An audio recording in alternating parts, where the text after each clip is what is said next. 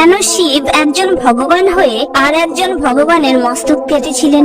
এক পৌরাণিক কাহিনী থেকে জানা যায়, ব্রহ্মাণ্ড তৈরির শুরুতে ভগবান বিষ্ণুর নাভিপদ্ম থেকে পঞ্চমুখী ব্রহ্মার জন্ম হয়। জন্মের পর ব্রহ্মা ব্রহ্মাণ্ডে নিজেকে একা দেখে বিস্মিত হন এবং নিজের অস্তিত্বকে সর্বশ্রেষ্ঠ ভাবতে শুরু করেন। তারপর হঠাৎই ব্রহ্মা শ্রী বিষ্ণুকে দেখতে পান। শ্রী বিষ্ণু তখনও গভীর নিদ্রায় ছিলেন।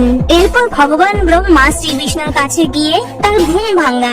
এরপর আপন আপন পরিচয় দেওয়ার কালে দুজনের মধ্যে বচসা শুরু হয়ে যায়। কারণ ব্রহ্মা বলেন তার জন্ম আগে হয়েছে, তিনি বিষ্ণুকে যোগনিদ্রা থেকে জাগিয়েছেন, আর বিষ্ণু বলেন তার থেকে সমস্ত জীবগুলো ব্রহ্মার সৃষ্টি, আর ব্রহ্মা তার নাভিপদ্ম থেকেই জন্ম নিয়েছে, তাই তিনিই হলেন মহান ও সর্বশক্তিমান ঈশ্বর। এরপর তারা দুজনেই ব্রহ্মাণ্ডের সর্বশক্তিমান ঈশ্বর হওয়ার দাবি করেন। এরপর হঠাৎ তাদের দুজনের মধ্যে একটি অনন্ত আলোকস্তম্ভের আবির্ভাব ঘটে।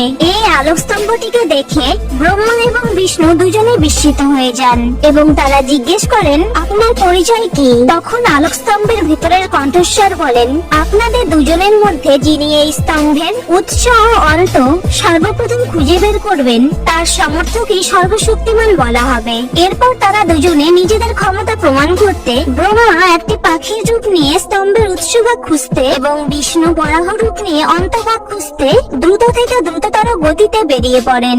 বহু চেষ্টা করেও তারা দুজনে স্তম্ভের কিনারা খুঁজে পাননি। এরপর হঠাৎ ব্রহ্মা পথে কেতকী পুষ্পকে দেখতে পান এবং কেতকীকে বরদানের লোভ দেখিয়ে মিথ্যা সাক্ষী দিতে বলেন। কিন্তু ভগবান বিষ্ণু বুঝতে পারেন এটি কোনো সাধারণ আলোকস্তম্ভ নয়। এরপর ব্রহ্মা ও বিষ্ণু দুজনেই পরাজিত হয়ে যেখান থেকে যাত্রা শুরু করেছিলেন আবার সেখানেই ফিরে আসেন। শ্রী বিষ্ণু আলোকস্তম্ভকে সত্যি কথা বলেন, তিনি স্তম্ভের অন্তভাগ খুঁজতে অসমর্থ হয়েছেন, কিন্তু ব্রহ্মা বলেন তিনি স্তম্ভের উৎসভাগ খুঁজে বের করেছিলেন, আর এই কাজের সাক্ষী কেতকী ফুল।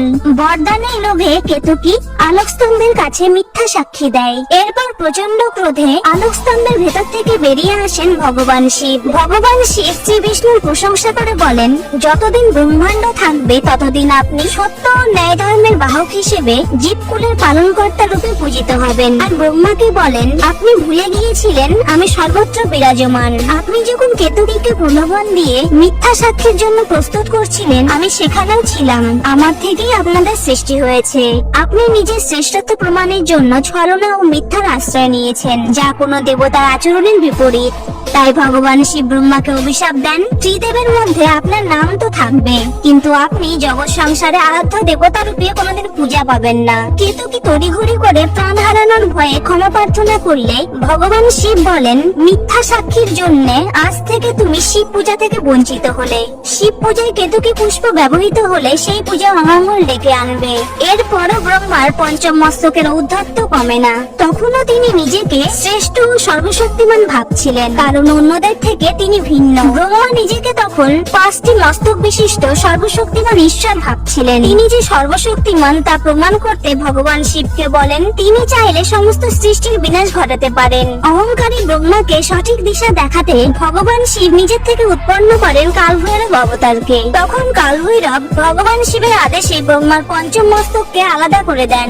আসলে পঞ্চম মস্তকটি ব্রহ্মাকে করে তুলেছিল অহংকারী। পঞ্চম মস্তকের উপদেশে ব্রহ্মা নিজের বাস্তবিক কর্ম উদ্দেশ্যকে ভুলে গিয়েছিলেন। পঞ্চম মস্তক বর্জনের পর ব্রহ্মার অহংকারের পতন ঘটে। তিনি নিজের ভুল স্বীকার করে ভগবান শিবের কাছে ক্ষমা প্রার্থনা করেন। আসলে ভগবান ব্রহ্মার অহংকারের পতন ঘটাতেই ভগবান শিব এই লীলা রচনা করেন। বন্ধুরা, ভিডিওটি ভালো লাগলে প্লিজ ফলো করে সাপোর্ট করুন। Thank you.